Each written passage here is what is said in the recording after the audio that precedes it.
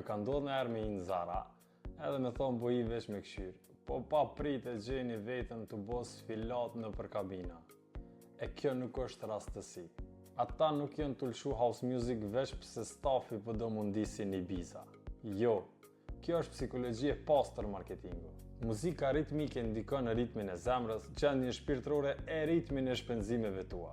Imagjinoni dyqan me muzikë ngadalt, me ritëm ngadalt. Aty ja nis me menu për jetë e jo për ofertat e tyne. Po me një beat ma të fort, pa pritur ndihesh si model. Ec ma shpejt, merr ma shumë artikuj e trurit thot, hej, kjo është energji, kjo na nevojitet. Kështu që herën tjetër kur jeni të bo shopping, ndaluni një sekond e ngone muzikën. Jo zërin e arsyes që të thot ki nevoj për farmerkat e 12-ta, po ngone muzikën.